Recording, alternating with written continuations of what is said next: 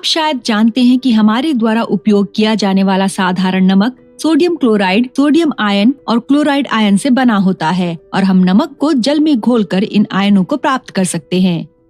यहाँ आयन यौगिक sodium chloride की तुलना में विभिन्न गुण दर्शाते हैं। क्या आप अनुमान लगा सकते हैं कि यदि आप साधारण शर्करा को जल में घोलते हैं तो क्या होता है? आइए इसे इस वीडियो में देखते हैं।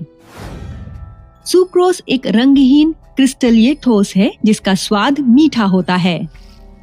जब इसे जल में मिलाया जाता है तो ये घुल जाता है। इसका जलीय विलयन दक्षिण ध्रुवण घूर्णक होता है। सुक्रोज का अल्फा डी प्लस 66.5 डिग्री है। जल के साथ जल अपघटन पर यह डी ग्लूकोज और डी फ्रक्टोज की समान मात्रा प्रदान करता है।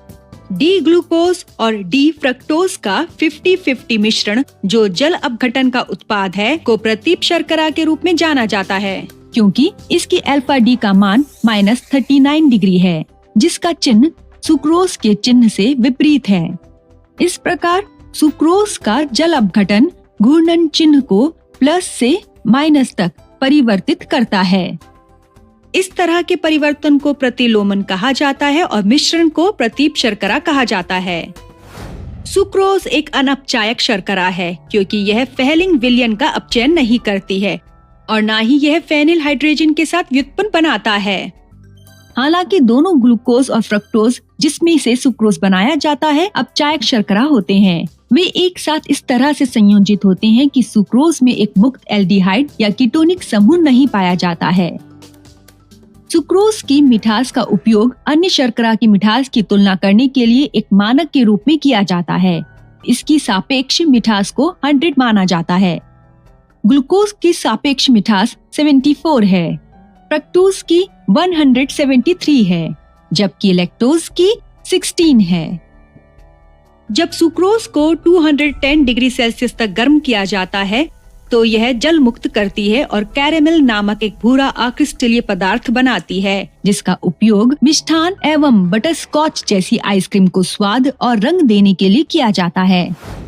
सारांश: हमने अध्ययन किया कि सुक्रोज एक रंगहीन क्रिस्टलीय डाइसैकेराइड है जो जल में घुलनशील है। इसका जलीय विलयन दक्षिण ध्रुवण घूर्णक है। जल अपघटन पर यह डी ग्लूकोज और डी फ्रक्टोज उत्पन्न करता है। हमने सुक्रोज के कुछ गुणों का भी अध्ययन किया, जैसे यह एक अनअपचायक शर्करा है जिसे दूसरों की मिठास की जांच के लिए मानक माना जाता है।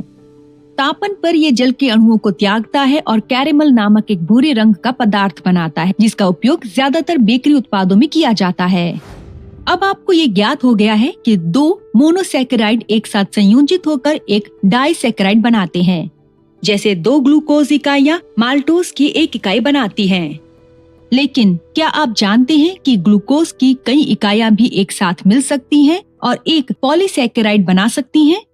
हम निश्चित ही इस जटिल अणु पर चर्चा करेंगे, इसलिए हमारे साथ बने रहें।